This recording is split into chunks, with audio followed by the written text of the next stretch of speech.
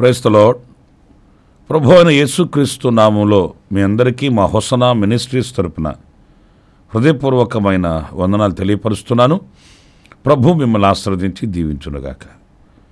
ప్రియులారా, పరిశుద్ధ గ్రంథంలో ఒక యజమానునికి కావలసిన విధులు, ఒక దాసునికి ఉండవలసిన విధులు, రాజులకు కావలసిన విధులు, ప్రజలకు ఉండవలసిన విధులు, ఇలా ఎవరికి ఎలాంటి నియమ నిబంధనలు కావాలనో అవన్నీ పరిశుద్ధ గ్రంథంలో మనం చూడవచ్చండి. ఒక కుటుంబపు యజమానుడు ఎలా నడిపించబడాలి, కుటుంబాన్ని ఎలా నడిపించుకోవాలి, యజమానురాలు ఎలా నడిపించబడాలి, తన కుటుంబాన్ని ఎలా నడిపించుకోవాలి, యవనులైన వారికి కావలసినవి, వృద్ధులైన వారికి కావలసినవి, పెద్దలైన వారికి కావలసినవి, కాపర్లకు కావలసినవి, నాయకులకు కావలసినవి, ఒకటేంటి, ఎవరికి ఎలాంటి ఆలోచన కావాలి, ఎవరు ఎలాంటి విధులు నెరవేర్చాలి, ఇవన్నీ పరిశుద్ధ గ్రంథంలో మనం సుస్పష్టంగా మనం చదువుతామండి. అంటే ఒక వ్యక్తి పవిత్రమైన మార్గంలో ఎలా నడిపించబడవలెనో సంపూర్ణంగా బోధించే గ్రంథమే పరిశుద్ధ గ్రంథం. ఈ గ్రంథంలో మనము దేవునికి ప్రీతికరమైన మార్గాన్ని చూడగలుగుతాము. అలాగే ఒక మంచి సాక్ష్యం కలిగిన వారమై ముందుకి కొనసాగుటకు కావలసిన పవిత్రమైన ఆలోచనలు పరిశుద్ధ గ్రంథంలో మనం చూడగలుగుతాము. ఇందులో ప్రాముఖ్యంగా ఈ పూట నేను ఒక దాసునికి ఉండవలసిన లక్షణాలని ఈరోజు మీకు జ్ఞాపకం చేయాలని ఆశిస్తున్నాను. ఎందుకంటే మనకు ఒక యజమానుడు ఉన్నాడు, ఆయన పేరు నజరేయుడైన యేసు. మనమంతా కూడా ఆయనకు పనివారము, ఆయన తోటలో పనిచేసే పనివారము, ఆయన ఇంట్లో ఉన్నవారము. ఆయన ఇంట్లో మనం నమ్మకంగా ఉండాలి, ఆయన మనల్ని ఉంచిన చోట మనం నమ్మకంగా ఉండాలి. ఆయన మన భుజస్కంధాల మీద పెట్టిన ఆ భారాన్ని, గురుతర బాధ్యతని మనం గుర్తించిన వారమై ఉండాలి. అన్నప్పుడు మనము ఒక దాసులము, ఆయనకు పనివారము కదా. మరి ఈ దాసులకు లేక ఈ పనివారికి ఉండవలసిన లక్షణాలు ఎలాంటివి, ఏమై ఉండాలి? చూడండి, ఎఫెసీ సంఘానికి పరిశుద్ధుడైన పౌలు రాసిన పత్రిక 6వ అధ్యాయం 5వ వాక్యంలో మనం గమనించినప్పుడు, దాసులారా యథార్థమైన హృదయము గలవారై భయముతోనూ వణకుతోనూ క్రీస్తునకు వలె శరీర విషయమై మీ యజమానులైన వారికి విధేయులై ఉండుడి. చూడండి, ఇక్కడ పరిశుద్ధుడైన పౌలు సంఘానికి వ్రాస్తున్న మాటల్లో మనం గమనిస్తే, మనం రక్షించబడ్డాము, మనం జీవం కలిగిన దేవునిని ఆరాధిస్తున్నాము, లోకంలో ఉన్న వాళ్ళకంటే కూడా మన భక్తి పరులము, మనం పరిశుద్ధతను అపేక్షించిన వారం కనుక మీరు ఎవరికి లోబడాల్సిన అవసరం లేదు, ఎవరిని పట్టించుకోవాల్సిన అవసరం లేదు, అసలు ఎవరికి తల వంచాల్సిన అవసరమే లేదండి అని రెచ్చగొట్టట్లేదండి. సంఘానికి ఆయన వ్రాస్తున్న ఈ మాటలు మనం గమనించినప్పుడు, శరీర విషయమై మీ యజమానులైన వారికి విధేయులై ఉండండి. అంటే ఒక పనివానికి, ఒక దాసునికి ఉండవలసిన మొదటి లక్షణం ఏంటంటే విధేయులై ఉండడం, విధేయత అండి. ప్రియులారా, విధేయులు ఎప్పుడు కూడా సంతోషంగా ఉండగలుగుతారు. విధేయులు ఎప్పుడు కూడా బహుమానానికి, ప్రతిఫలానికి పాత్రులై ఉంటారండి. చూడండి, మనము దేవునికి విధేయులుగా ఉన్నప్పుడు, మనము ఆయనకు దాసులుగా ఉన్నప్పుడు, ఆయన పనివారము అన్నప్పుడు, మనం అన్ని విషయాలలో విధేయత కలిగిన వారమై మనం నడిపించబడాలి. చూడండి, ఎప్పుడైనా యజమానుడు దాసునికి ఆజ్ఞాపిస్తాడు. ఆ ఆజ్ఞాపించిన వాటిని చేసినప్పుడు ఆ యజమాని హృదయంలో సంతోషం కలుగుతుంది. ఆ యజమానుడు దాసుని మీద కటాక్షం చూపిస్తాడు, కనికరం చూపిస్తాడు. తగు ప్రతిఫలాన్ని ఆ దాసునికి యజమానుడు అందచేస్తాడు. ఈ రోజున మనం గొప్ప దీవెనలు ఎందుకు పోగొట్టుకుంటున్నాము? దైవ దీవెనలకు మనం ఎందుకు దూరమైపోతున్నాము? దేవుని కటాక్షాన్ని పొందుకోలేని అభాగ్యులుగా ఎందుకు మార్చబడుతున్నాము అనంటే, ఈ విధేయత మనలో కనబడక. దాసుడు ఎప్పుడు యజమానుని ఆశను నెరవేర్చాలి, కానీ మనం ఎవరి ఆశ నెరవేర్చుచున్నాము? మన ఆశలు నెరవేర్చుకుంటాం. మన కోరికలు నెరవేర్చుకుంటాం, మన తలంపులు నెరవేర్చుకుంటాం, మనకొచ్చిన ఆలోచన కొరకు ప్రయాసపడతాం. కానీ ఈ విషయంలో దేవుని ఆలోచన ఏంటి? నేను ఆయనకు దాసుడును, నాకు ఆయన యజమానుడు, నేను ఆయన పనివాడిని కనుక ఆ దాసుడనైన నేను నా యజమానికి తెలియకుండా నేను ఏం చేయాలి అన్నట్లుగా దేవునికి విధేయులమై నిలిచినప్పుడే ఆ గొప్ప దీవెనలకు మనం పాత్రులం కాగలుగుతామనే విషయాన్ని మనం మర్చిపోకూడదు. ప్రియులారా, మరి మన పితరుల జీవిత చరిత్రలో మనం గమనించినప్పుడు వాళ్ళు ఆయన ఏమి ఆజ్ఞాపించాడో వాటిని తూచ తప్పకుండా చేశారండి. ఆయన వాళ్ళకి ఏ ఆలోచన ఇస్తే ఆ ఆలోచనని వాళ్ళు శిరసా వహించారండి. గొప్ప వీరుడు దావీదు, కానీ ఎంత విధేయుడో చూడండి.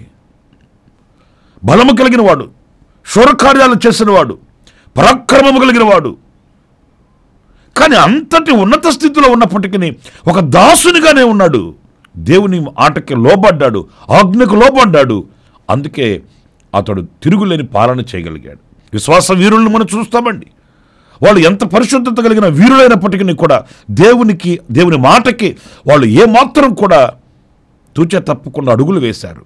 ఆ అడుగులే ఆశీర్వాదానికి వాళ్ళని సాగనంపేయండి. గనుక నా ప్రియులారా, ఒక దాసునికి ఉండవలసిన మొదటి లక్షణం విధేయత, లోబడడం. ఆయన మాటకి, ఆయన చిత్తానికి, ఆయన వాక్యానికి, ఆయన యొక్క సంకల్పానికి, ప్రణాళికకు మనం లోపడాలి. దేవుని ఆలోచన ఒక విధంగా ఉంటే మనం ఒక విధంగా ఆలోచించకూడదు. దేవుని చిత్తం మరోలా ఉంటే మనం మరోలాగా మనం నడిపించబడకూడదు. కానీ ఎప్పుడైతే ఆ దైవ చిత్తానికి మనం లోబడతామో ఆ దైవ చిత్తమే మనకు గొప్ప విజయాన్ని చేకూరుస్తుందనే విషయాన్ని మనం మర్చిపోకూడదండి. రెండవది, కొలస్సీ సంఘానికి పరిశుద్ధుడైన పౌలు రాసిన పత్రిక 3వ అధ్యాయం 22వ వాక్యాన్ని చదివినప్పుడు, దాసులారా, మనుషులను సంతోషపెట్టువారైనట్టు కంటికి కనబడవలనని కాక ప్రభువునకు భయపడుచు శుద్ధాంతకరణము గలవారై శరీరమును బట్టి నీ యజమానులైన వారికి అన్ని విషయములలో విధేయులై ఉండుడి. ఇక్కడ మనం గమనించవలసింది శుద్ధాంతకరణము గలవారై అంటే ఒక శుద్ధమైన అంతరంగం, అంటే ఒక పవిత్రమైన యథార్థత కలిగిన వారై శరీరమును బట్టి యజమానులైన వారికి లోబడి ఉండండి. లోబడి ఉండడం మాత్రమే కాదట, ఈ వాక్యంలో గమనించినప్పుడు యథార్థత. ఒక పనివానికి యథార్థత కావాలండి, లేకపోతే అతడు కొనసాగించబడడు, అతనికి ఆశీర్వాదం కలగదండి, అతనికి యజమాని యొక్క కటాక్షం కలగదండి. ఒక దాసునికి ఎంతో ప్రాముఖ్యమైనది ఏంటంటే యథార్థత, నమ్మకం. మన ప్రార్థనా మందిరానికి వచ్చే వాళ్ళని కొందరిని నేను తెలుసుకున్నానండి. ఒకే యజమానుని చోట నేను 25 సంవత్సరాల నుంచి పనిచేస్తున్నానండి అని చెప్తాడు. ఒకే యజమాని దగ్గర నేను 15 సంవత్సరాల నుంచి పనిచేస్తున్నానండి. 25 సంవత్సరాలు ఒకే యజమాని దగ్గర ఎలా మీరు పనిచేస్తున్నారు అని అంటే వాళ్ళ నమ్మకత్వం అండి, వాళ్ళ యొక్క యథార్థమైనటువంటి అనుభవాలండి. ఆ యజమానులు వారిని అలాగే నమ్ముతారు, ఆ యజమానులు వారి మీద అలాగే విశ్వసిస్తారు, ఆ యజమానిని వాళ్ళు సంతోషపరుచుచున్నారు కనుక ఆ యజమానుడు దాసులను ప్రేమిస్తున్నాడు. అందుకే 25 సంవత్సరాలైనా 15 సంవత్సరాలైనా ఎలాంటి ఇబ్బందులు లేకుండా పనిచేసుకుంటున్నారు. ఒక మాట నేను మీతో చెప్తున్నాను, మన యజమానికి మనం ఎంత నమ్మకస్తులం, మనం ఎంత యథార్థవంతులం. ఈ దాసునికి యథార్థత లేకపోతే ఆ యజమాని యొక్క కటాక్షం, ఈ దాసునికి యథార్థత లేకపోతే ఆ యజమాని యొక్క ఆశీర్వాదం ఎలా కలుగుతుంది, ఎలా పొందుకోగలుగుతామండి? నా ప్రియులరా, మోషేని గురించి మనం చదువుతాం లేఖనంలో. మోషే నమ్మకస్తుడంటండి. దేవుడు తనకి నియమించిన ఆ పని యందు, దేవుడు అతని భుజస్కంధాల మీద పెట్టిన ఆ భారం విషయంలో, దేవుడు నియమించిన ఆ కార్యక్రమంలో మోషే దేవుని ఇండ్లంతటి మీద నమ్మకస్తుడట, యథార్థవంతుడట. మరి ఈ రోజున అలాంటి నమ్మకమైన దాసులమై మనం ఉన్నామా? అలాంటి యథార్థత కలిగిన దాసులమై మనం ఉన్నామా అనేది మనం గుర్తించుకోవాలి, మనం పరిశీలించుకోవాలి. యథార్థంగా ఉన్న నమ్మకస్తుడైన పనివానిని యజమానుడు ఏమని పిలిచినట్లు లేఖనాల్లో మనం చదువుతామంటే, బలా నమ్మకమైన మంచి దాసుడా. మంచి దాసుడు. ఎందుకు మంచి దాసుడు అయ్యాడు అనంటే, ఆ యజమాని హృదయంలో ఏదైతే ఉందో, యజమాని ఏ పనైతే అప్పగించాడో దానిని సంపూర్ణంగా నమ్మకంగా చేసినవాడు గనుక. చూడండి, నోవాహును గురించి మనం లేఖనాల్లో చదువుతాము. దేవుడు తనకు ఆజ్ఞాపించిన యావత్తును అతడు చేసి ముగించను అని వ్రాయబడి ఉంది. మోషేని గురించి మనం చదువుతాము. దేవుడు కొండ మీద అతనికి చూపించిన ఆ గుడారం యొక్క మాదిరి చొప్పున చేసి ముగించను అని వ్రాయబడి ఉందండి. ఇలా లేఖనాల్లో మనం చదువుకుంటూ వెళ్తే చేసి ముగించను, సంపూర్తి చేశాను, ఈ మాటలన్నీ నమ్మకానికి సాదృశ్యం అండి. మరి ఈ రోజున ప్రభు మనతో చెప్పిన వాటిని చేసి ముగించి, ఆ కర్తవ్యాన్ని కడతీర్చి, నేను ఇలాగా మీరు చెప్పారు నేను చేశాను అనే ఒక మంచి యథార్థమైనటువంటి అనుభవం మనకు కావాలి. దేవుడు మనకు అనుగ్రహించిన వాటిల్లో కానివ్వండి, మన వ్యక్తిగత అనుభవాల్లో కానివ్వండి, ఆధ్యాత్మికంగా కానివ్వండి, కుటుంబ పరంగా కానివ్వండి, నీ రాబడి విషయంలో కానివ్వండి, దేనిలోనైనా కూడా ఒక యథార్థత, నమ్మకం. మనకు బాగా తెలిసిన చరిత్ర, 2 అర్పణలు దేవుని సన్నిధి తీసుకుని వెళ్ళారు. మనం చాలాసార్లు తలపోసుకుంటుంటామండి. మరి ఒకరిని అర్పణను ఆయన అంగీకరించకపోవడానికి గల కారణం ఏంటి? కయ్యూను అర్పణను ఆయన త్రోసివేశాడు. కారణం ఏంటి? అర్పణే కానీ, కానుకే కానీ యథార్థత లేని కానుక, నమ్మకము లేని అర్పణ, ఆ నమ్మకము లేని దానిని, యథార్థత లేని దానిని ఆయన స్వీకరించేవాడు కాదండి. ఆయన పవిత్రుడు, పరిశుద్ధుడైన దేవుడు, హృదయ అంతర్భాగాలు ఎరిగినవాడండి. ఉన్న ఆస్తిని అమ్మారండి, అననీయ సప్పారా తీసుకుని వచ్చి దేవుని సన్నిధిలో దైవ సేవకుని పాపాల మీద పెట్టినప్పుడు అది వాళ్ళకి ఆశీర్వాదకరముగా లేదండి. అది వారికి దీవెనను తీసుకొని రాలేదండి. ఎందుకనంటే యథార్థత లేని అర్పణ ఆశీర్వాదాన్ని తీసుకొని రాదు. నమ్మకత్వం లేని కానుక అది దీవెనకు నాంది పలకదు. దాని వలన మనకు ఎలాంటి దీవెన, ఆశీర్వాదం కలగదండి. అన్నప్పుడు మన యథార్థతను మనం పరీక్షించుకోవాలి. మన నమ్మకాన్ని మనం విమర్శ చేసుకోవాలి. మనం యథార్థత కలిగిన దాసులమై ఉండాలని దేవుని వాక్యం చెప్తుంది. ఆఖరిగా మరొక మాట కూడా నేను మీకు జ్ఞాపకం చేస్తాను. అదేంటంటే, తిమోతికి పరిశుద్ధుడైన పౌలు రాసిన మొదటి పత్రిక 6వ అధ్యాయం 1వ వాక్యాన్ని నేను చదువుతున్నానండి. దేవుని నామమును ఆయన బోధయు దూషింపబడకుండునట్లు దాసత్వమును కాడి క్రింద ఉన్న వారందరూ తమ యజమానులను పూర్ణమైన ఘనతకు పాత్రులని ఎంచవలెను. యజమానులైన వాళ్ళు పూర్ణమైన ఘనతకు పాత్రులని ఎంచాలట దాసులు. అంటే తమ యజమానులను దాసుడు ఘనపరచాలండి. యజమానులైన వాళ్ళు ఘనతకు పాత్రులు గనుక నేను వారిని ఘనపరచాలి. కొంతమందికి యజమానుల మీద లోపల ఒక భావం ఉంటుంది, పైకి మాత్రం ఘనపరిచినట్లుగా కనబడుతుంటారండి.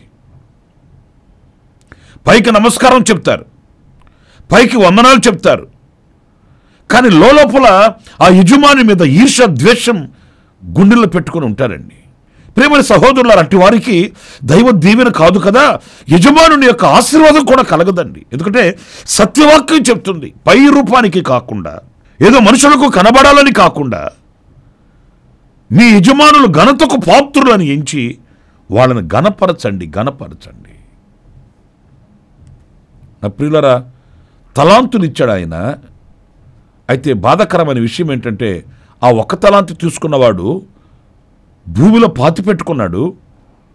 ఏమి సంపాదించకపోగా యజమాని మీద నింద వేస్తున్నాడండి. నీవు విత్తని చోట కోయువాడవయ్యా, నీ సంగతి నాకు బాగా తెలుసు కనుక ఎందుకు వచ్చిన గొడవ అని చెప్పి దాన్ని తీసుకెళ్ళి భూమిలో పాతి పెట్టాను.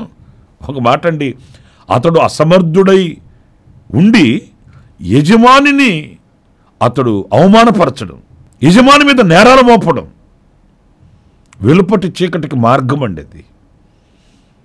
ఈ రోజున నా ప్రియమైన సహోదరులారా, మనం ఆయనకి దాసులమై మనం ఉన్నప్పుడు ఆ యజమానుని మనం ఘనపరచాలండి. యజమాని మీద మంచి మనసాక్షి కలిగి ఉండాలి. నా యజమాని ఎప్పుడు నాకు అన్యాయం చేసేవాడు కాదు. నన్ను ఏలుటకు దేవుడు ఆయనకు అధికారం ఇచ్చాడు. నన్ను నడిపించుటకు దేవుడు ఆయనకు అధికారం ఇచ్చాడు. నన్ను నడిపించే ఒక అధికారి, నన్ను నడిపించే ఒక యజమానుడు అనే మంచి భావన మన హృదయంలో ఉండాలి. అది దీవెనకరంగా ఉంటుందండి, అది ఆశీర్వాదకరంగా ఉంటుంది. నా ప్రియమైన దేవుని బిడ్డలారా, ఒకసారి ఆలోచించండి. మనము మన దేవుని ఘనపరుస్తున్నామా, లేక నాకు అన్యాయం చేశాడు, నన్ను హింసిస్తున్నాడు, నన్ను నలగగొడుతున్నాడు, నన్ను శోధిస్తున్నాడు అని సణుక్కుంటున్నామా? యజమానుడైన వాడు మనల్ని దీవిస్తాడు, ఆశీర్వదిస్తాడు, మనకు బహుమానాలు ఇస్తాడు అనేది మన హృదయంలో ఉన్నప్పుడు ఆయనను గురించిన మంచి సమాచారం మనం చెప్పగలుగుతామండి. గనుక ఈ రోజున ఆ యజమానుని ఒక దాసుడు ఎలాగైతే గణపరుస్తాడో అలాగే మనం అన్ని విషయాలలో దేవునిని గణపరచుచు, మన యజమానుని మహిమపరచుచు, గణపరచుచు మనం మంచి నిష్కాపట్యమైన హృదయం కలిగిన వారమై మనం ఉండాలి. ఆయనను గణపరచాలి. కీర్తనల గ్రంథంలో మనం చదువుతాం, యాకోబు వంశస్థులారా ఆయన గణపరచండి, ఇశ్రాయేలు వంశస్థులారా ఆయన స్తుతించండి. ఎందుకని అనంటే ఆయన మన యజమానుడు, ఆయనే మనకు నడక నేర్పినవాడు, ఆయనే మనకు మాదిరి అయిన వాడు, ఆయనే మనకు దీవెనలు ఇచ్చేవాడు. కనుక ఆయన గణపరచాలి. మలాకీ గ్రంథంలో మనం చదువుతాం, నేను యజమానుడునైతే నాకు రావాల్సిన ఘనత ఏమైంది? నిజమే కదా. నేను మీ తండ్రినైతే నాకు లోపడే వాళ్ళు ఎక్కడ, నన్ను ప్రేమించే వాళ్ళు ఎక్కడ అని అడుగుతాడు ఆయన. నిజమే. మనం అనేక సందర్భాలలో ఆయనను గణపరచు వారం కాకుండా మనల్ని మనం గణపరుచుకుంటున్నాం, మనకిష్టమైన వారిని గణపరుచుకుంటున్నాం. అలా కాదు, దేవునిని గణపరచాలి. యజమానునికి ఘనతను తీసుకుని రావాలి. ఆ యజమానిని గణపరిచే వ్యక్తులమే మనం ఉండాలి. అప్పుడే దేవుని వాక్యంలో వ్రాయబడి ఉంది, అతడు నన్ను ప్రేమించుచున్నాడు గనుక నేను తప్పిస్తాను, అతడు నా నామము నెరిగినవాడు గనుక నేను అతను గణపరుస్తానని వాక్యంలో వ్రాయబడి ఉంది. కనుక మనం ఆయనను గణపరిస్తే ఆయన మనల్ని గణపరుస్తాడు. మనం ఆయనను ప్రేమిస్తే ఆయన మనల్ని ప్రేమిస్తాడు. మనం ఆయనను గణపరచకుండా ఆయన మనల్ని గణపరచాలని కోరుకోవడం అవివేకమే అని చెప్పుకోవాలి. కనుక 3 విషయాలను మీతో చెప్పాను. దాసులైన మనకు ఉండవలసిన లక్షణం ఏంటంటే మనం లోబడిన విధేయత కలిగిన వారమై ఉండాలి. 2 యథార్థమైన మనస్సు కలిగిన వారమై ఉండాలి. 3 ఘనపరిచేడి వారమై ఉండాలి యజమానుని. అలాంటి కృప దేవుడు మనందరికీ అనుగ్రహించునుగాక. ఆమేన్. తలలు వంచండి, చిన్న ప్రార్థన. కృపా సత్య సంపూర్ణుడ జీవాధిపతి అయిన ప్రభువా, మీకు వందనాలు చెల్లిస్తున్నాను. దాసులకు ఉండవలసిన లక్షణాలని మేము నేర్చుకున్నాము. ఆ రీతిగా మేము కూడా ప్రభు విధేయత కలిగిన వారమై, యథార్థత కలిగిన వారమై, మిమ్మల్ని గణపరిచే వారముగా మేము ఆయుత్తపరచబడుటకు మీ వాక్యపు వెలుగులో మమ్మల్ని నిలబెట్టావు. అందుకు నీకు స్తోత్రం చెల్లిస్తున్నాను. ఈ లక్షణాలతో మీ దీవెనలు మేము పొందుకోవడానికి సహాయం చేయమని ఆశ్చర్యకరమైన మీ హస్తానికి నన్ను అప్పగించుకుంటూ, మమ్మల్ని అప్పగించుకుంటూ యేసు నామములో ప్రార్థించి వేడుకొనుచున్నాను తండ్రి. ఆమేన్. ఆమేన్. ప్రభు మిమ్మల్ని ఆశీర్వదించి దీవించునుగాక. ఈ దినం జన్మదిన శుభవేడుకలు జరుపుకుంటున్న మీ అందరికీ నా దేవుని కటాక్షం తోడుగా ఉండుగాక. శ్రమలలో కన్నీళ్లలో ఉన్న వారికి నా దేవుని సహాయం కలగాలని ప్రార్థిస్తూ ఆశిస్తూ ముగిస్తున్నాను. ప్రభు కృప మిగుతోడే ఉండుగాక. ఆమేన్. ప్రతి దినము ఈ అనుదిన కృపాను సందేశాల కొరకు, ఇంకా మరిన్ని ఆత్మ సంబంధమైన సందేశాల కొరకు ఈ మా యూట్యూబ్ ఛానల్ ని సబ్స్క్రైబ్ చేసుకోండి. Pastor Ramesh ministries.